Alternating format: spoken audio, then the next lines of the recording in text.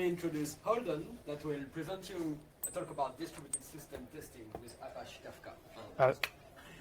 No, Spark and Beam. Spark, well, sorry. Kafka is different. I love the Kafka people. They're amazing. You could use this to test Kafka if you tried really hard. But the same techniques work. So yeah, my name is Holden. My preferred pronouns are she or her. I'm a developer advocate at Google. I'm on the Apache Spark PMC, which is nice. But I'm very recently on the Spark PMC, so if you run into Spark bugs, they are definitely someone else's fault. Only things that are new are my fault. I'm a co-author of 2 books that O'Reilly is selling down at the end of the hall. And you can follow me on Twitter. And for the people in the back, you probably cannot read this bottom part, but the slides are already linked from the talk abstract on FOSDEM, so don't worry about it. If you're really excited about Spark and a talk about testing Spark somehow gets you excited to write more Spark code, I have a bunch of videos on Spark as well.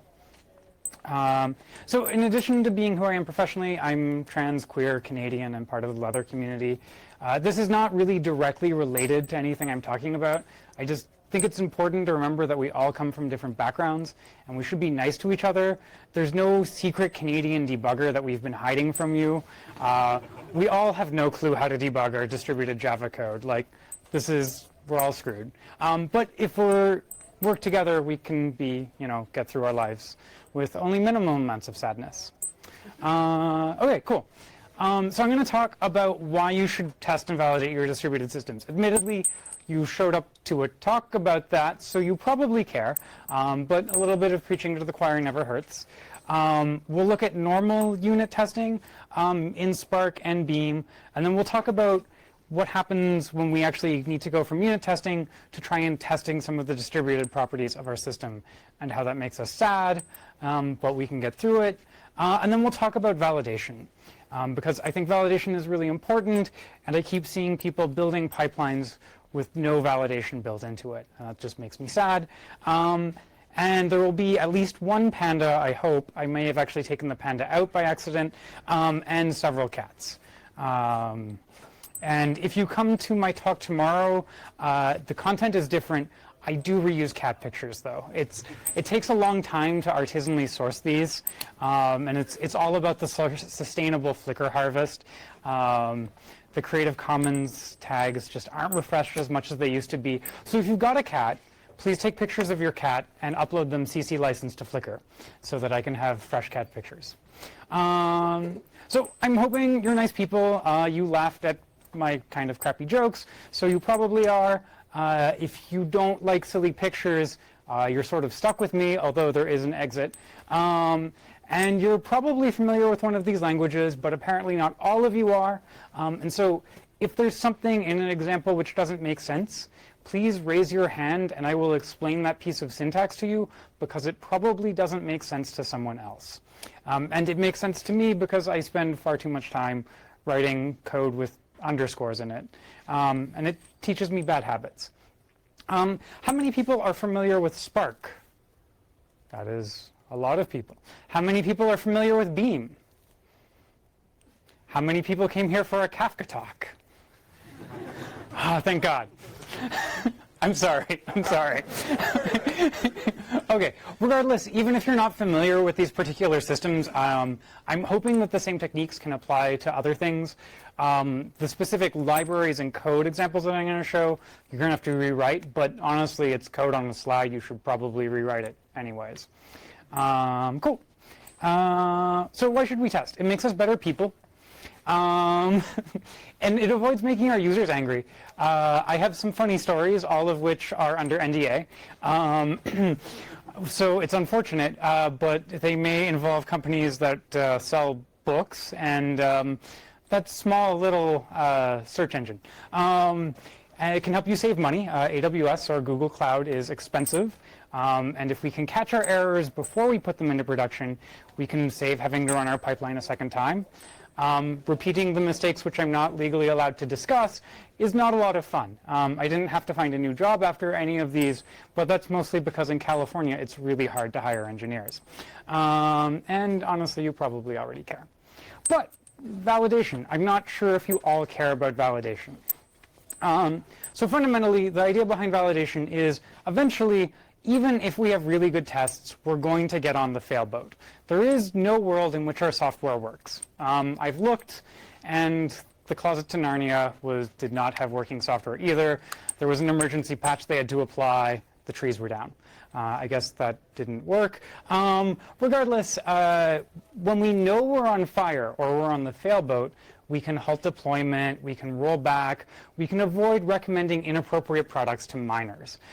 We can keep our jobs, right? And the problem is, if we don't know we're on fire, the people that find out we're on fire are our customers. And our customers sometimes have influence over our lives. And if I know I'm on fire, I can stop it before I get woken up at 3 o'clock in the morning. I no longer carry a pager, which was one of my key deciding factors in choosing jobs, but you may not have ridden yourself of a pager yet, so you may actually care about this. Yeah, and the TLDR is some jerk on another floor is going to change the meaning of some data you depend on, and that's just going to happen. If you're lucky, they're a jerk that works at the same company as you, and if you're unlucky, they're a jerk at a vendor who you have no idea how to contact. And, you know, it's just going to fail. And, yeah, okay.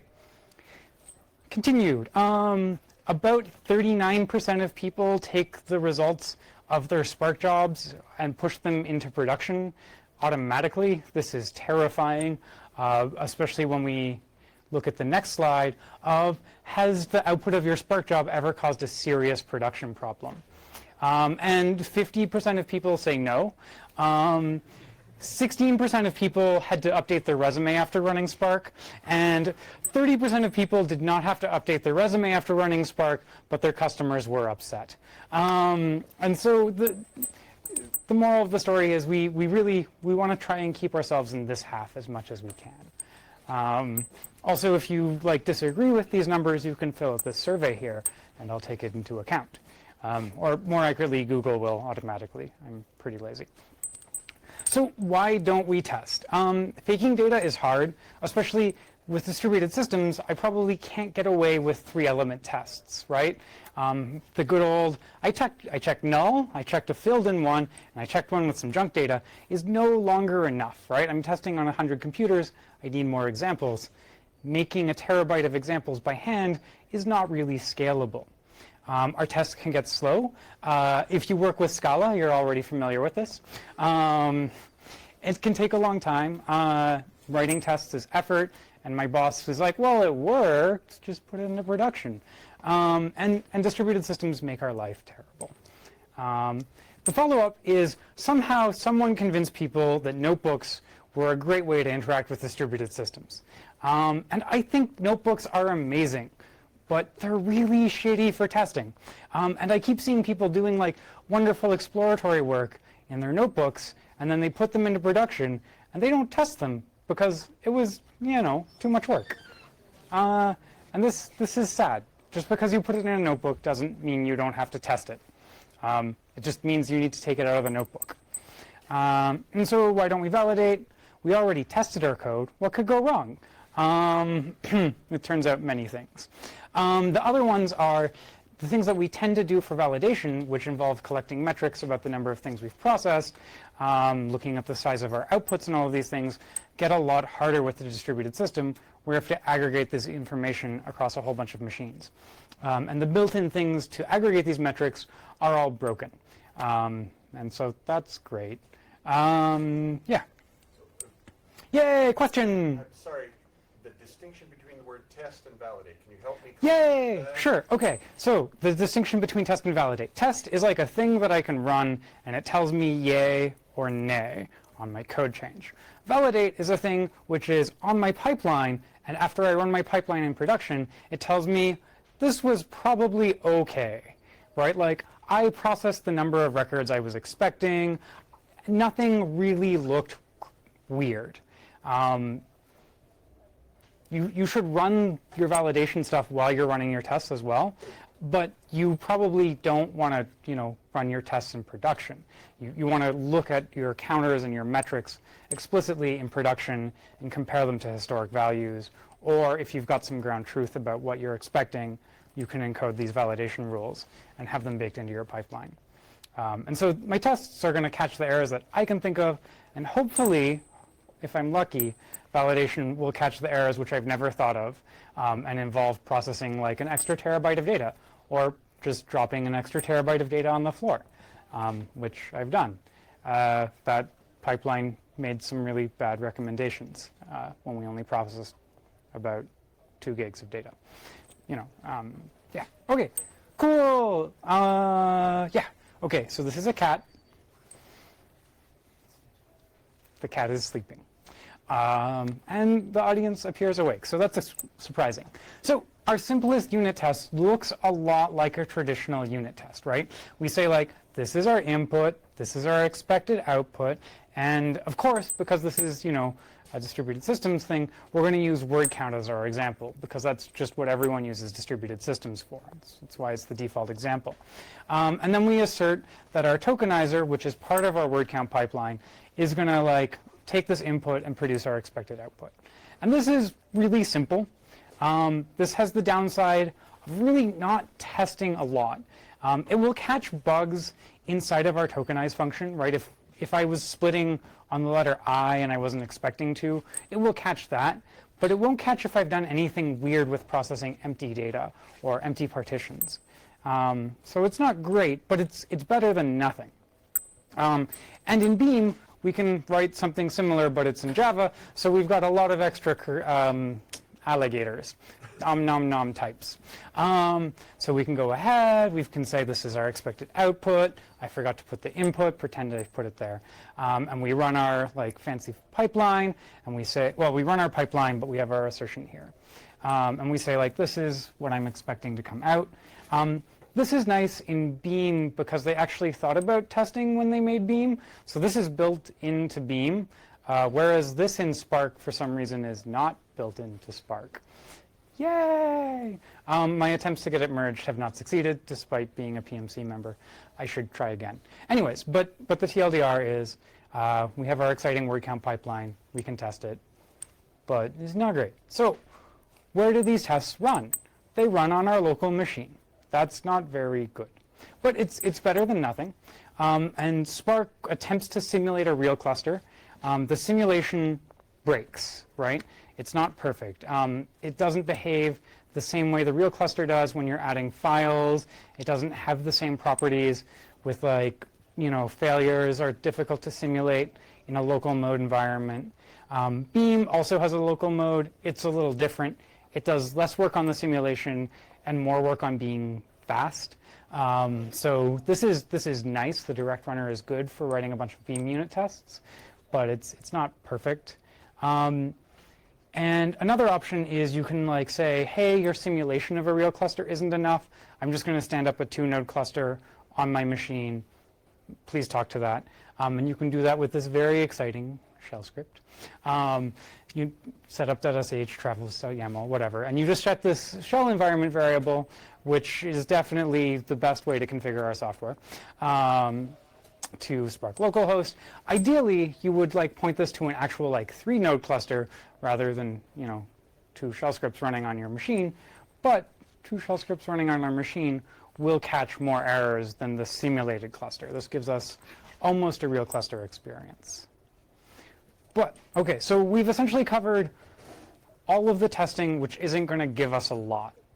We're going to focus on the testing, which is going to catch fun problems, like the kinds of problems which I'm not going to think about.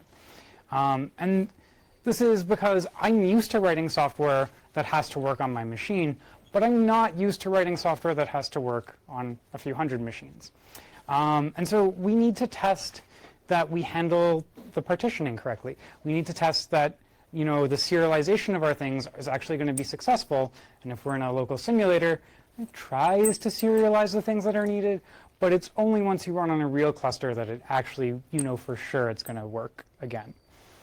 So how do we do this? So one of the first problems is if we think back to here, we have this like assertion that these two sets are equal, but this is just comparing the two sets locally. And if I'm going to test at scale, I probably can't bring a terabyte of data back to my machine. Otherwise, you should just run your stuff on that machine and, you know, not use any of these things because they're terrible. Right, yeah. So that's great. So now we have to figure out if our two sets are equal. Spark has built-in distributed set operations. They look almost exactly like what you want, except it doesn't know the difference between coffee, coffee, panda, and panda, coffee. And if someone says these two things are equal, I say someone's stolen my coffee, and I will cut them. So instead, we can use RDD comparisons, or if you really like writing cogroup expressions in Spark, you can just write a cogroup in a zip. And then you can actually compare that your two distributed collections are equal. And in Beam, it's pretty much the same thing. You cogroup, then you filter out the records where everything is already matched, and you p-assert that the result, once you've done your filter, is empty. And if it's not empty, then something has gone wrong, and you can see the collections that were not empty. But where do we get our data, right? If I've made my data, if I'm testing on a distributed collection, I actually want to test something that's too big for a single machine. Most people still generate their data by hand, and this is not good enough. I don't have the time to write a gigabyte of test data, let alone figure out what a gigabyte of golden set data looks like. Some people just get away with sampling production data. I think these answers are definitely skewed to the US, where privacy is a flexible concept. I really hope I don't get fired for saying that. And of course, not at Glorious Employer, who can do no wrong. But definitely at other companies, they may not have the same restrictions. Video camera in the back. Right. And so that's maybe not going to work for you. But if you work maybe where like it's not user privacy data, it's like sample data from cows, the cows probably aren't going to sue you. I mean, the EU may sue you on behalf of the cows, but you've got a good shot in court, and you can probably just sample your data for your tests. Alternatively, we can try and sort of change how we think about writing our tests from golden sets to properties. Are there any like recovering Haskell users or not so recovering Haskell users? One person. Damn, I was expecting at least two. Okay, well that's fine. So the Haskell people definitely looked at testing and said, this is not a lot of fun. I'm going to take a lot of time and write some papers on this, which is what Haskell people do best. But incidentally, they made some software which was really good, and the rest of the world copied. So Quick Check is amazing, and Scala Check is not all that obviously not a ripoff of Quick Check. There is a Python version of Scala Check. It behaves pretty much the same. It's a little more difficult to work with because of that whole types thing. No offense to Python users in the house. And so there's two libraries to make this work with Spark. No one's bothered making a library to make this work with Beam yet, but if you're really excited about property testing, you could totally just take one of these libraries and switch like probably 10 words around and make it run on Beam. I tried doing that on the airplane, but the United Wi-Fi was not good enough. So we can specify this exciting property that when I compute a thing with a map expression, and so here I'm just taking an input and I'm saying I want the length of everything, I'm saying that the result, the number of elements in my result should not have changed. This is not all that exciting, but we could actually think about how we could write a similar property which would be useful to us. We might say something like, if we've got a data ingest pipeline and its responsibility is to kick out invalid records, the number of records that I have after I've run should be less than the number of records I had when I started. There should have been some invalid data that I kicked out, and if there isn't, I didn't do my job. And if I produced more records, I did something very different than my job. And so simple property system, and then we can tell it to generate 1 million entries. Okay, I'm glad to see Dr. Evil did make it over here. Really, you can change this to whatever number you want. The important part is when you're doing this, you have to point it at a real cluster. It's not, if you run it on your local host, it's just going to be sad. But the nice thing is you can actually have the same properties, and you can have different generator configurations for your integration environment and your local dev environment. So when you're running this on your local machine, you'll generate a few hundred examples, but when you run on your integration environment, you generate the 1 million entries. Right, yeah, so this can get a bit slow. Well, okay, so the property tests generate a lot of tests, right? And a lot of times, what we'll find out is that, yeah, it turns out the error was actually just really a classical error. I just screwed up inside of my length function or something, right? Like I just did something wrong with parsing the data. And for those things, we should try and catch those errors in sort of the classical ways. The only problem is that the programming model of Spark really encourages us to write code which is difficult to test. So let's look at this. Right, e.g. lambdas are not always our friend.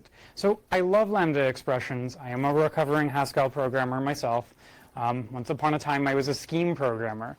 I've written a lot of lambdas.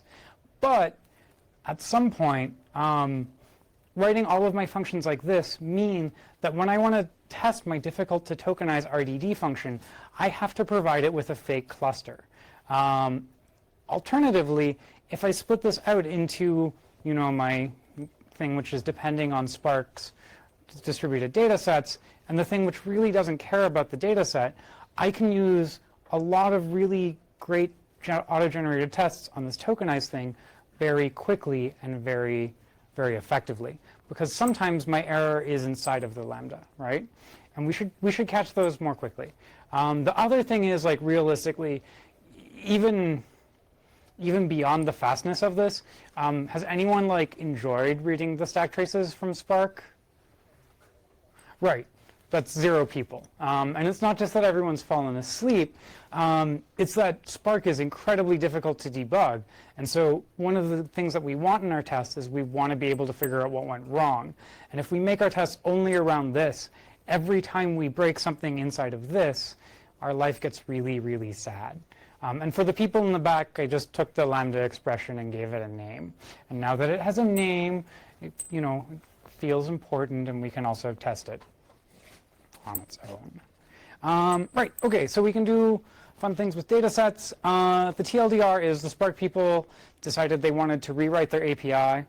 And so, yeah, whatever. Rewriting APIs, all kinds of fun. We can use all of the same techniques, except instead of talking about RDDs, we talk about data sets. And I'm assured that the Beam people will eventually also decide to rewrite their API because it's what we do. And then we can also probably just take the same techniques that we already talked about, change the names around, and keep going. Right, here it's pretty much the same thing. We have an equality function, and this checks that these two things are actually equal. I mean, in this case, they're checking that the same thing is equal to itself. So this better be true. If it's not, there's a bug in the testing code. But this is how you would do a distributed comparison there as well.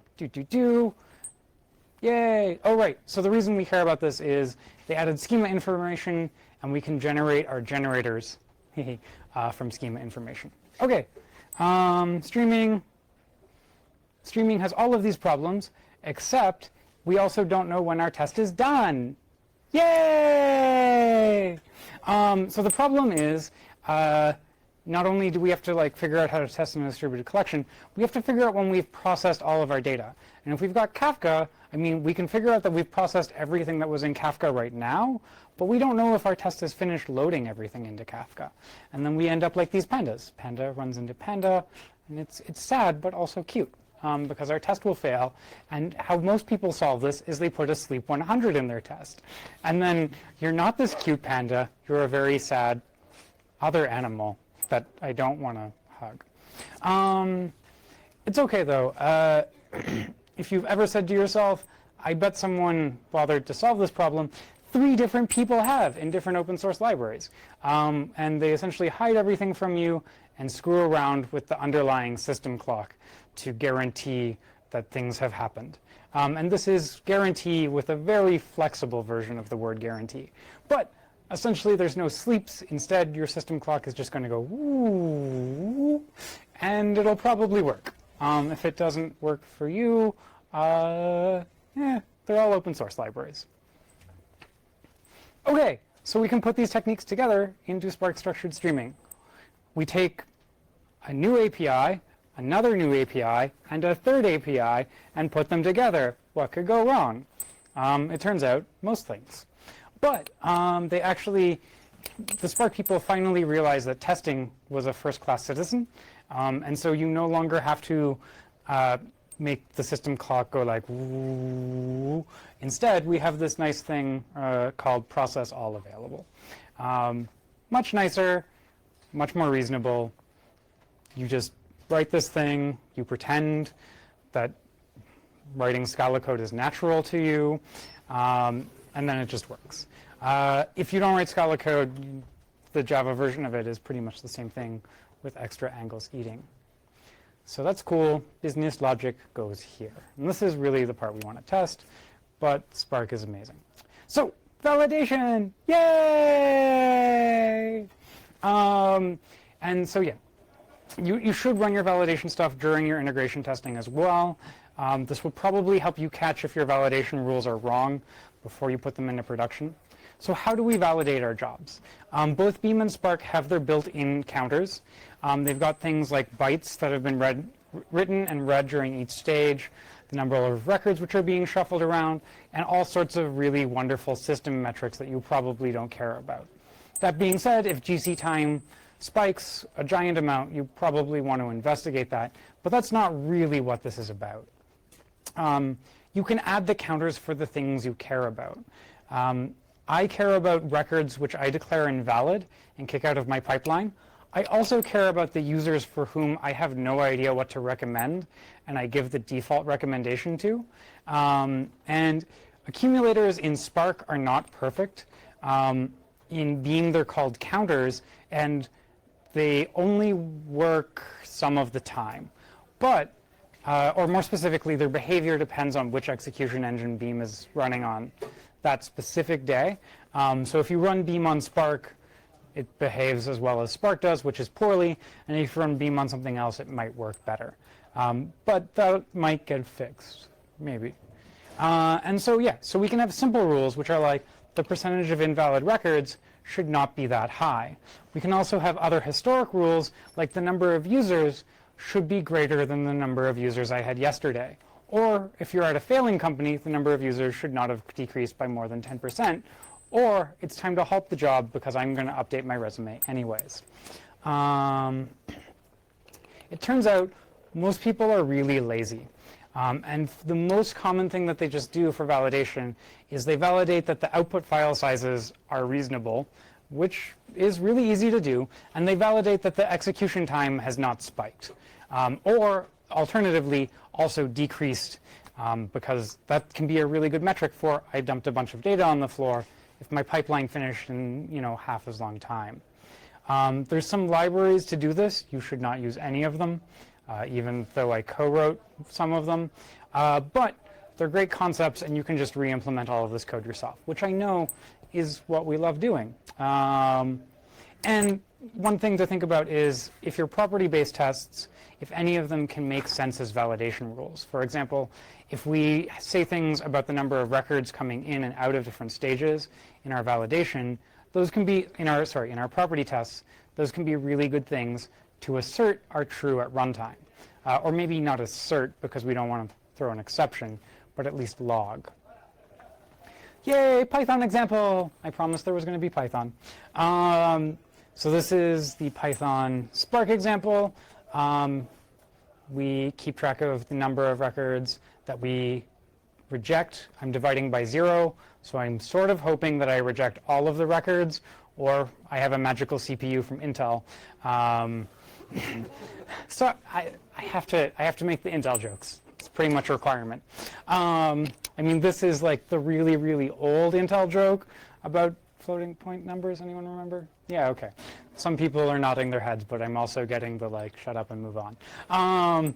So we do our rejection count here, and we keep track of the number of records that which we say are sad records. Roggen. And then we go ahead and we just print it out with a print statement. But ideally, we would do something smarter, like maybe not push the job into production. Or sorry, not push the job, not push our output into production. So you would exit one, or whatever you do to indicate to your airflow not to continue running without human intervention. We can do the same thing in Scala code. Yay! Yeah, this is the same thing in Scala code. I really should have just left it in just Python code. But we can also use the internal counters, which Spark keeps track of, and Beam. And so here I can say I'm expecting between 3 and 1,000 records. If this is actually true, I should probably just be using pandas, because pandas are much cuter than Spark. But we can have an absolute rule that says, like, hey, this is some values, and it's referenced to an internal counter. Right, we can also, instead of an absolute rule, we can have a historic rule where we say, I want this value to be within 10% of where I was yesterday, or within 10% of where I was like the same day of the last month, like whatever cyclic property this record might hold. If we were looking at orders, we would probably use year over year to account for seasonal trends. The same thing can be done in Beam with a lot more text because it's in Java.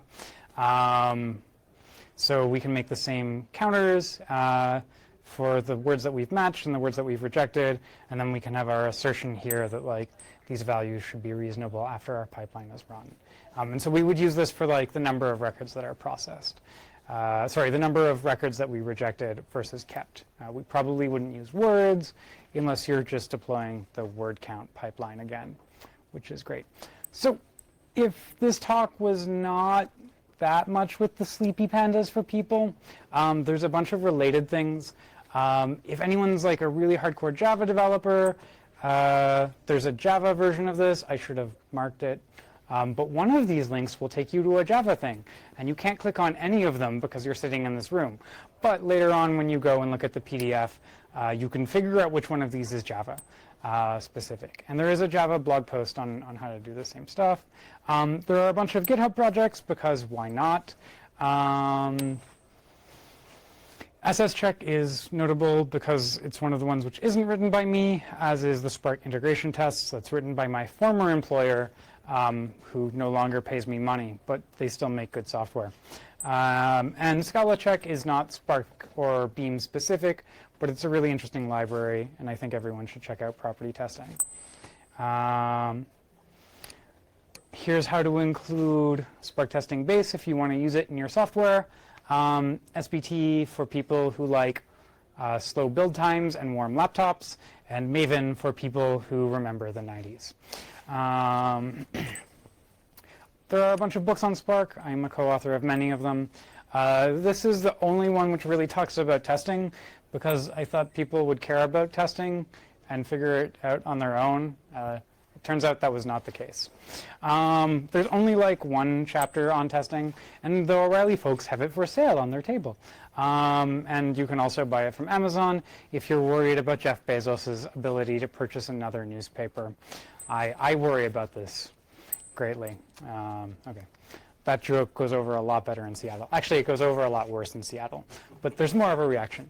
I will be in the FOSDEM HPC room tomorrow at 4. I don't remember what I'm talking about, which is super awkward, but I already made the slides. Yes. If anyone wants to go to Stockholm, I'll be in JFocus. If anyone wants an excuse to go to California, San Jose is a shitty place to visit, but it's close to San Francisco. And London and Brazil, those are nice places. And QCon will actually be in San Francisco.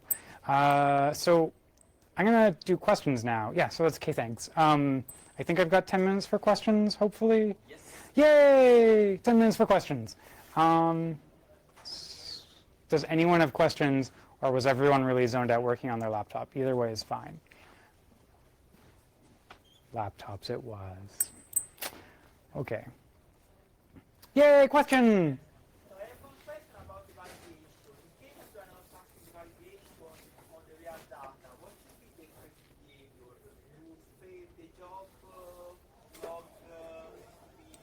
Sure.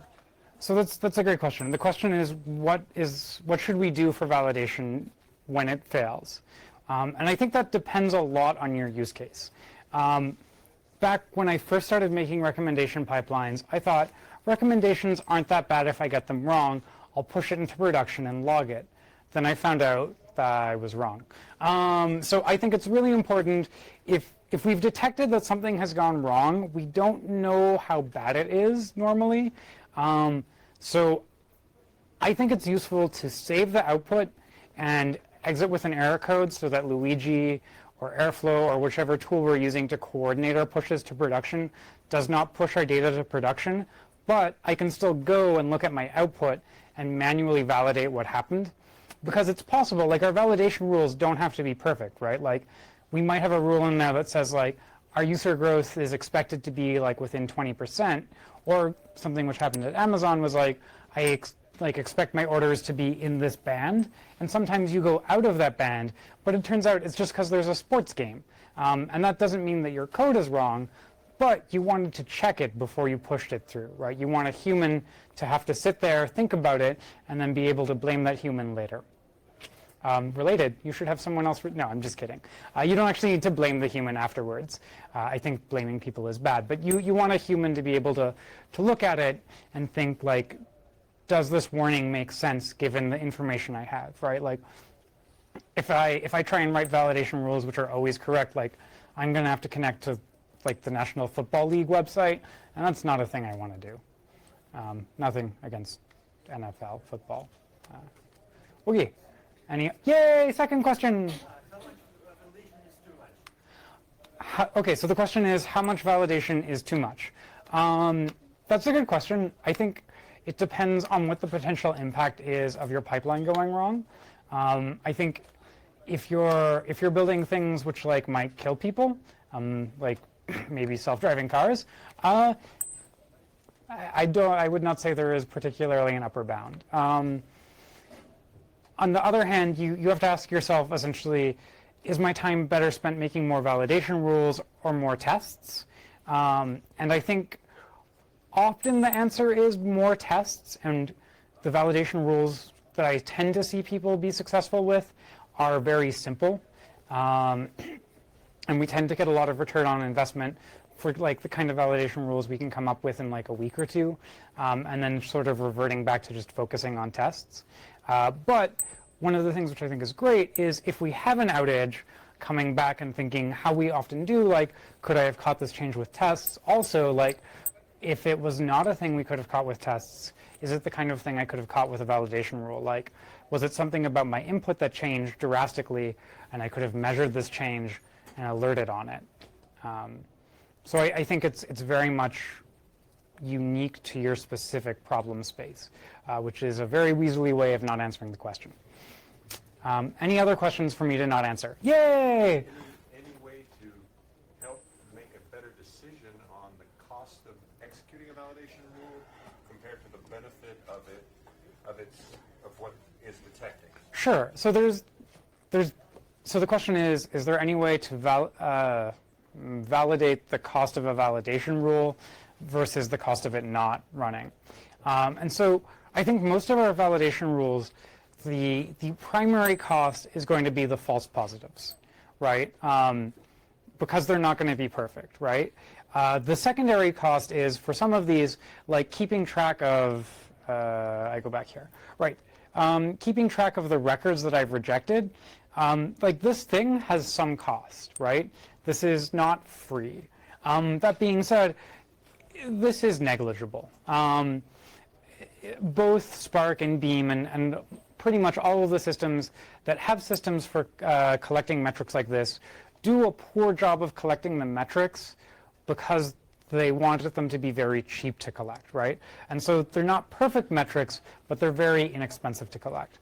And so I think by default, like the cost is, has this validation rule stopped me more often than it saved me? And if that's the case, probably I should try and refine the rule or think of a different way, because eventually what will happen is someone will just wake up, see the alarm, and press go, and then all of my rules are useless, and I don't want to get there, right? And so if it's crossed that threshold, definitely back off. Depending on the people you're working with, you might want to back off earlier. Cool. That was a question I could actually answer. Does anyone want to ask a question I can answer? Okay. Why do you always say recovering before Haskell developer? The question is, why do I always say recovering before Haskell developer? It's a bad habit of mine.